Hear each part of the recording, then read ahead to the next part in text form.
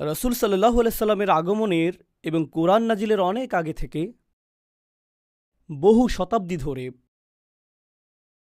পৃথিবী একটি নির্দিষ্ট পন্থায় পরিচালিত হয়েছে। অতীতকালের প্রচলিত কিছু জীবন পদ্ধতি নিয়ে আমি আপনাদের মনোযোগ আকর্ষণ করতে চাই, যা পৃথিবীতে আধিপত্য বিস্তার করেছিল। এটা ছিল খ্রিস্টানদের একটা জীবন পদ্ধতি, কিন্তু অন্য সভ্যতাগুলোতেও এর উপস্থিতি পাওয়া যায়। চাইনিজ সভ্যতা, ভারতীয় সভ্যতা, পারস্য সভ্যতা ইত্যাদি। সমাজকে বিন্যস্ত করার জন্য তাদের নির্দিষ্ট পন্থা ছিল।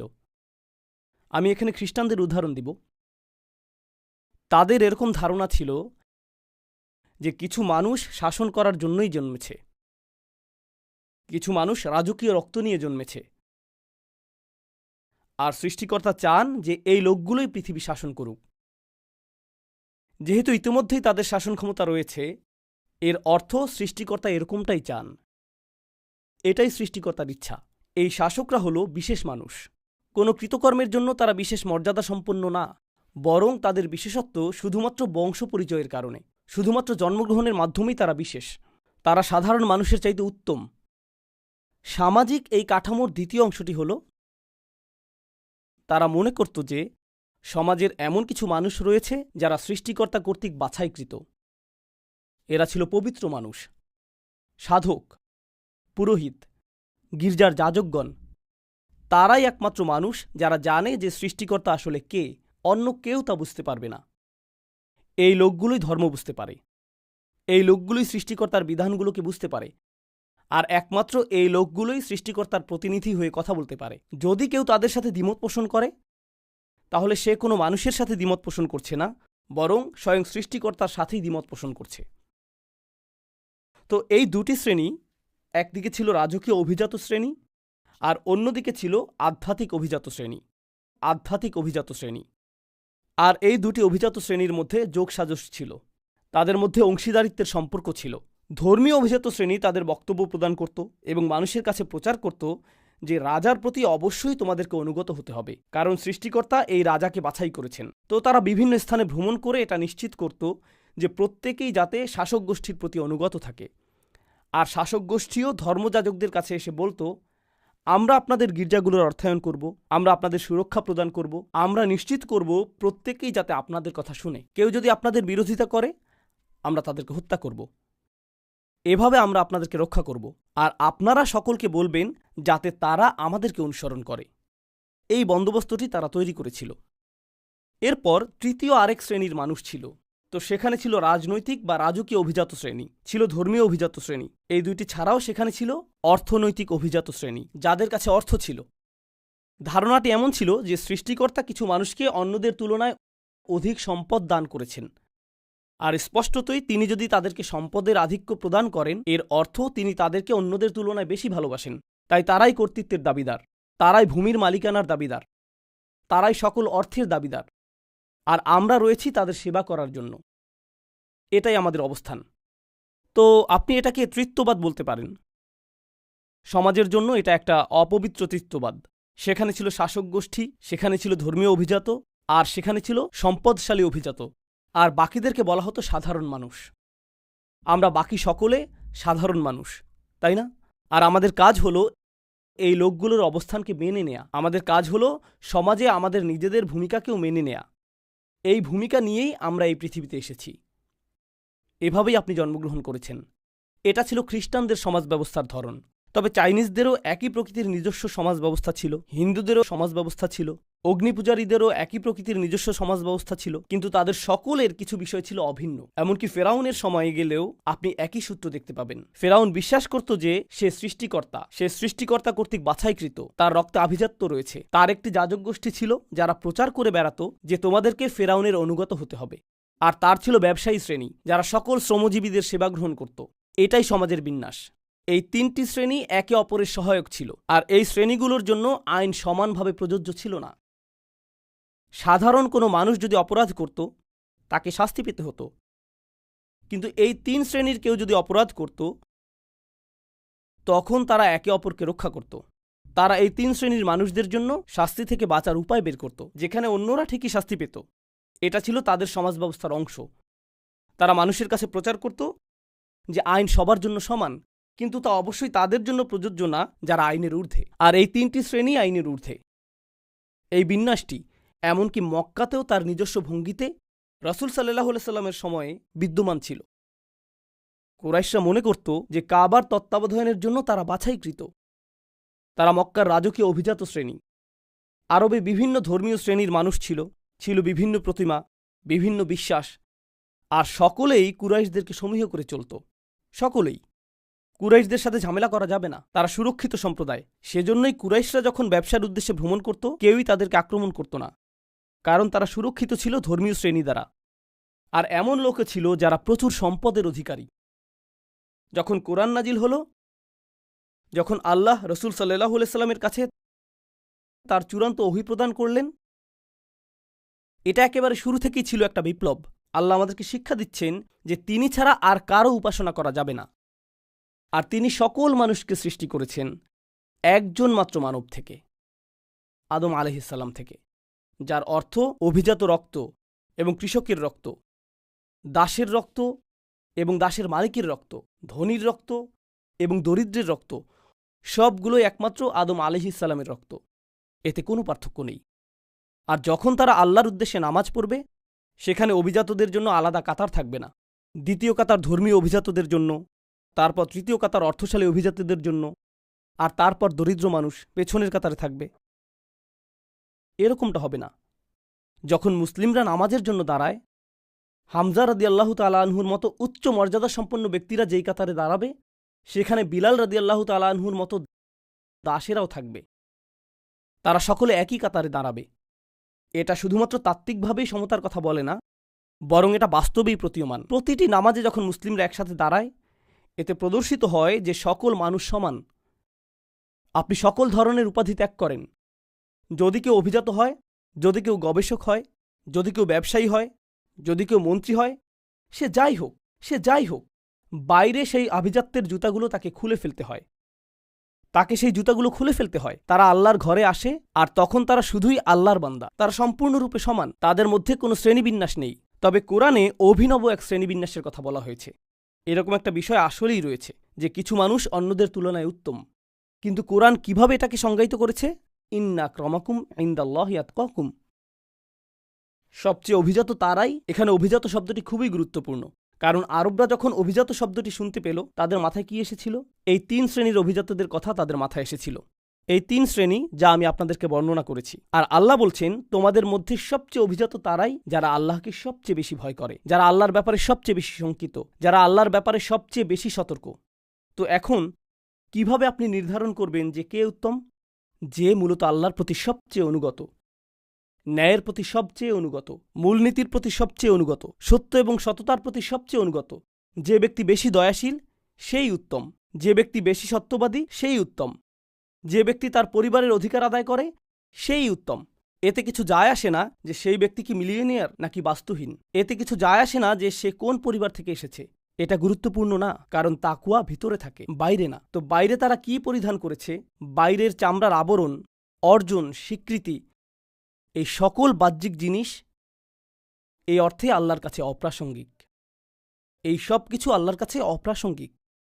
আর অভিজাত লোকদের ব্যাপারে একটা বিষয় আপনারা জানেন, যে তারা সেবক রাখতে পছন্দ করে। তারা নিজেরা নিজেদের কাজ করতে পছন্দ করে না।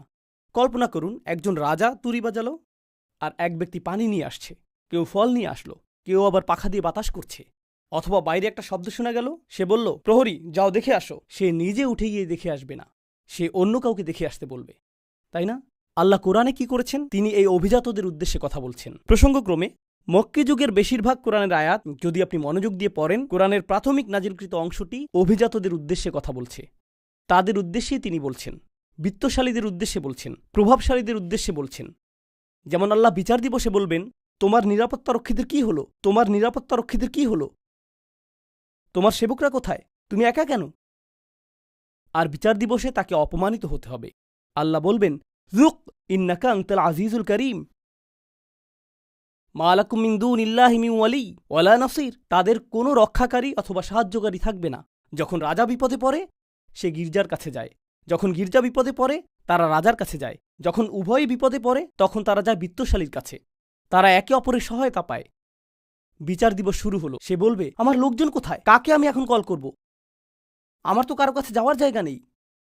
কোরআন ধ্বংস করেছিল এই শ্রেণীবিন্যাসের স্বীকৃতি।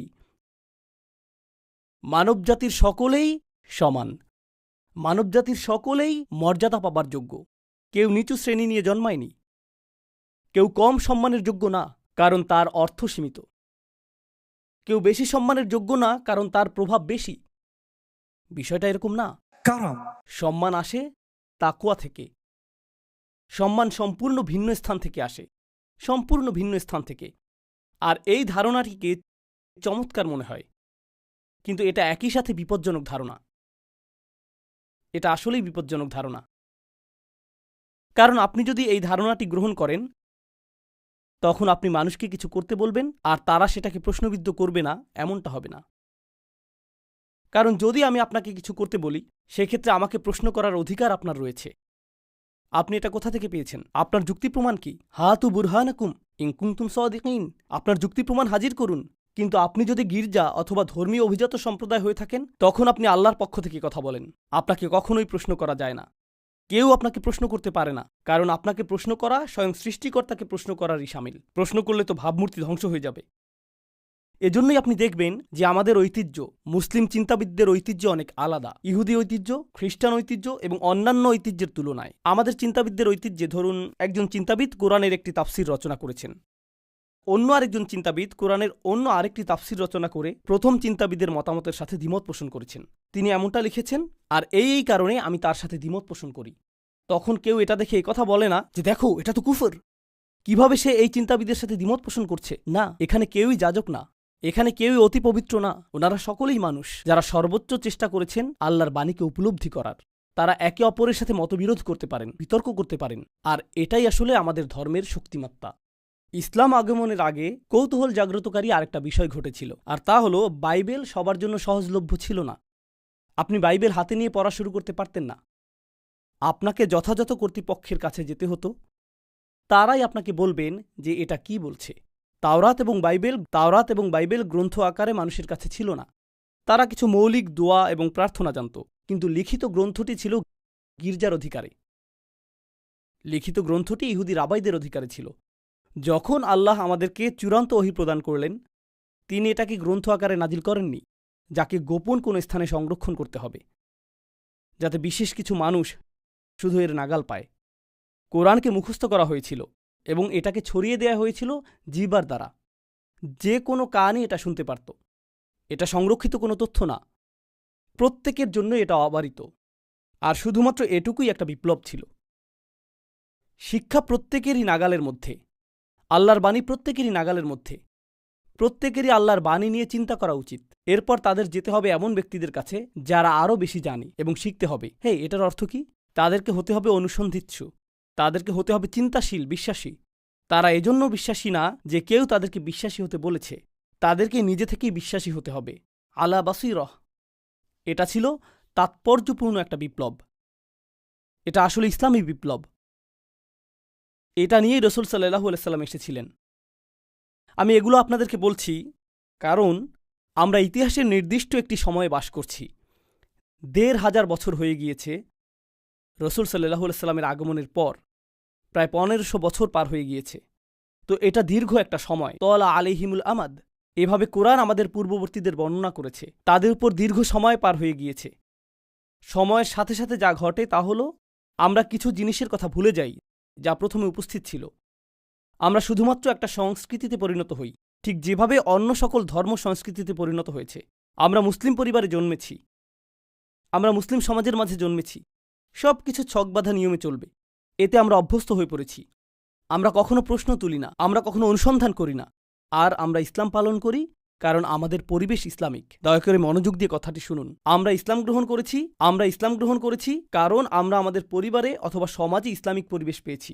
তো আমাদের ইসলাম ভিতর থেকে আসেনি, এটা এসেছে পরিবেশ থেকে, যা থাকে বাইরে। কিন্তু এখন সময় পরিবর্তিত হয়েছে। যদি আপনি ত্রিনিদাদে বাস করেন, টেক্সাসে বাস করেন, লাহোরে বাস করেন অথবা ঢাকায় বসবাস করেন, কিছু যায় আসে না পৃথিবীর কোথায় আপনি বসবাস করছেন। এখন আপনার পরিবেশ কিন্তু চারপাশের পরিবেশই নয়, এই ডিভাইসের মধ্যেও একটা পরিবেশ রয়েছে। এখানেও একটা পরিবেশ রয়েছে। আপনার সামনে এখন এমনভাবে সবকিছু উন্মুক্ত হয়েছে যা আগে কখনোই হয়নি। মানবজাতির কাছে এর আগে কখনোই এত কিছু উন্মুক্ত হয়নি।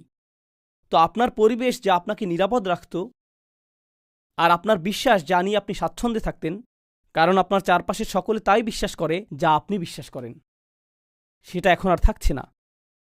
সেটা এখন হুমকির সম্মুখীন, সেটা প্রশ্নের সম্মুখীন, সেটা সন্দেহ সংশয়ের সম্মুখীন। এখন আপনার সামনে দুটি রাস্তা খোলা রয়েছে। যদি আপনি ঈমান রক্ষা করতে চান, আপনার ঈমান রক্ষা করার জন্য দুটি রাস্তা খোলা রয়েছে। আমি ইন্টারনেট বন্ধ করে দিব, আমি পৃথিবীর সাথে যোগাযোগ বন্ধ করে দিব, আমি কারোর সাথে কথা বলবো না, আমি শুধু অল্প কিছু মানুষের মাঝে থাকতে চাই যা আমার ঈমানকে রক্ষা করবে। আর সবকিছুই ফিতনা, অন্য সবকিছুই কুফর, অন্য সবকিছুই আমাকে ধ্বংস করে দিবে। প্রসঙ্গক্রমে কয়েকশো বছর আগে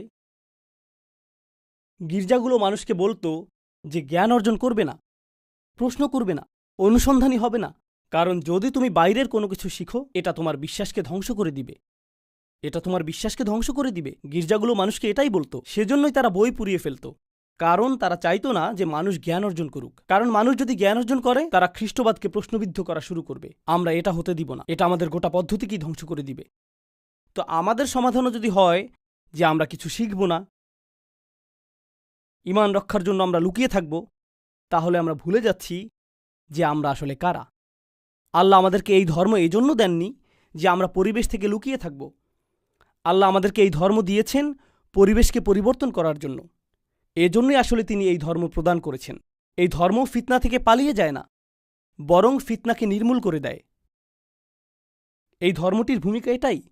এজন্যই আল্লাহ এটাকে বলেছেন আমাদের পিতা ইব্রাহিম আলাইহিসসালামের মিল্লাত, দিন বা ধর্ম।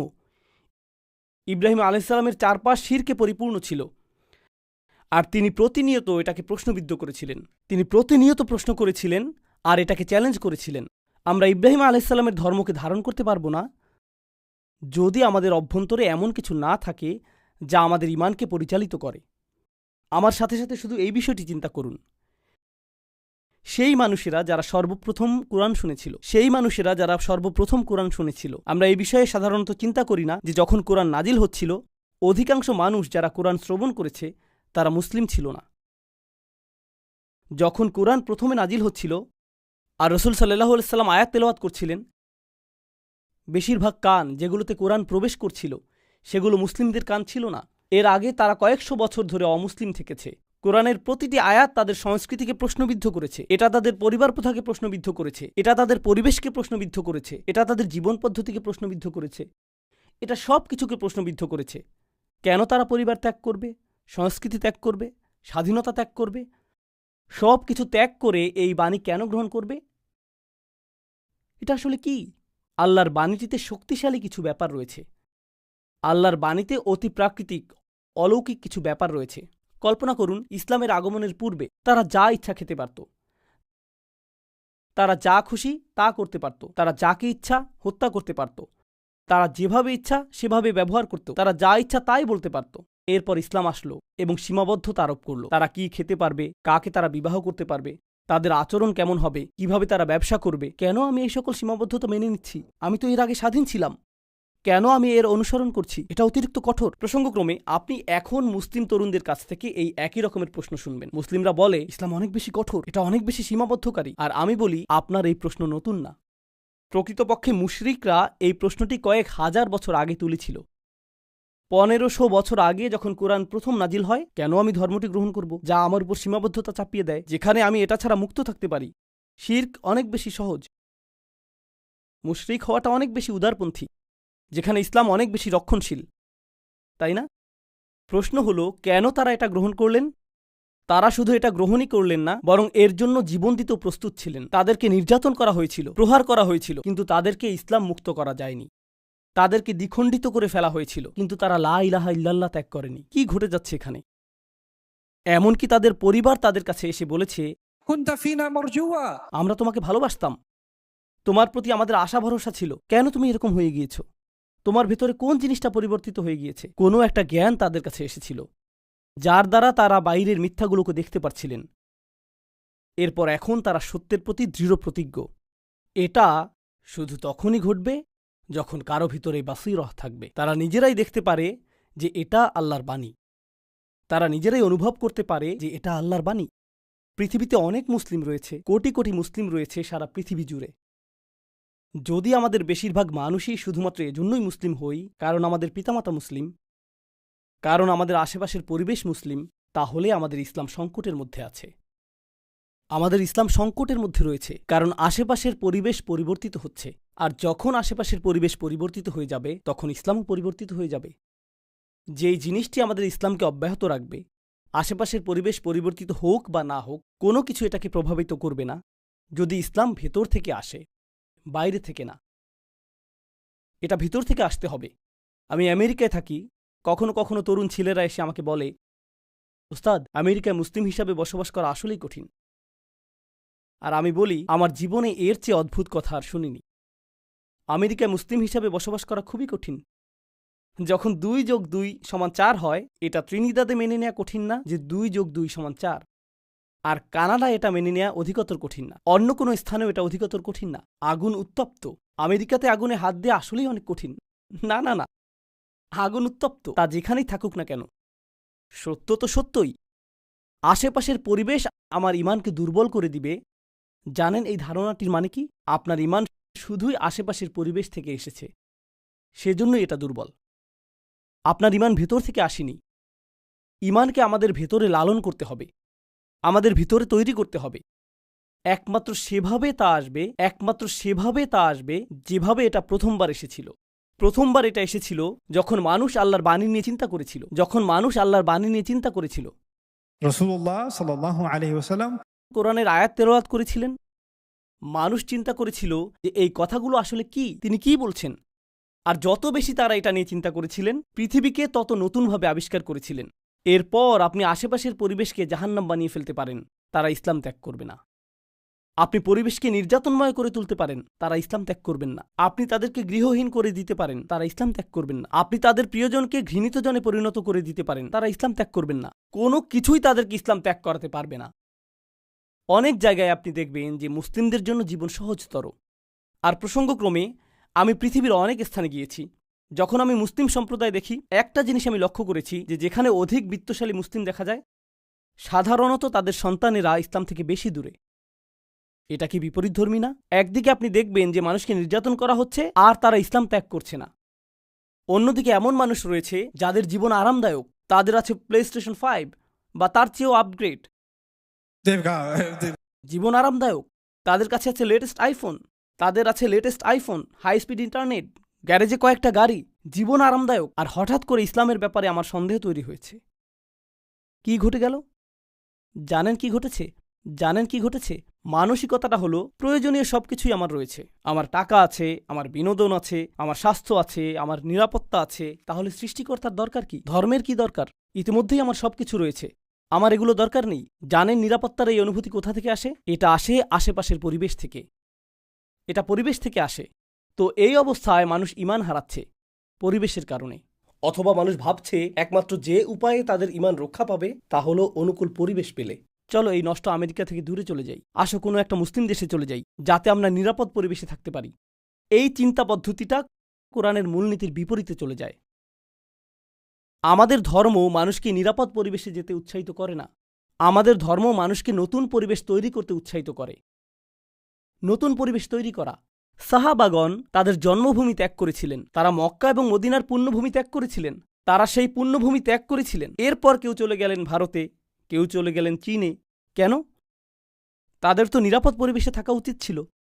কেন তারা এত দূরে চলে গেলেন? কোন কারণে? এটাই আমাদের ধর্মের মূল নির্যাস। যখন আমরা সেই নির্যাসের কথা ভুলে যাই, তখন কোনো সন্দেহ নেই আমার মনে, আল্লাহ তাআলা ভালো জানেন, আমার মনে এই বিষয়ে কোনো সন্দেহ নেই যে আমরা যদি এই ধর্মকে না ধরে থাকি অন্তর্নিহিত কারণে, গভীর আভ্যন্তরীণ কারণে, তাহলে আল্লাহ এই উম্মাহকে অন্য কারো দ্বারা প্রতিস্থাপিত করে দিবেন, যারা হবে আমাদের চেয়ে উত্তম। ইন তাতাওয়াল্লাউ ইস্তাবদিল কওমান গায়রাকুম সুম্মা লা ইয়াকুনু আমসালাকুম। তোমরা যদি মুখ ফিরিয়ে নাও, তিনি তোমাদের স্থলে অন্যদেরকে প্রতিস্থাপিত করে দিবেন, আর তারা তোমাদের মতো হবে না। আল্লাহ আমাদের প্রতিস্থাপিত হওয়া থেকে রক্ষা করুন। তিনি আমাদেরকে তেমন মানুষে পরিণত করুন যারা আন্তরিকভাবেই আল্লাহর বাণীকে গভীরভাবে আত্মস্থ করে। আমরা যেন পাই আমাদের ঈমান, এই ধর্মের প্রতি আমাদের প্রত্যয় বাইরের পরিবেশ দ্বারা প্রভাবিত হয় না, বরং এটা ভেতর থেকে প্রজ্বলিত হয় এবং এটা ভেতর থেকে দ্যুতি ছড়ায়। আর বস্তুত আশেপাশের পরিবেশ আমাদের পরিবর্তন করার বদলে আমরাই যেন শেষমেশ পরিবেশকে পরিবর্তন করি।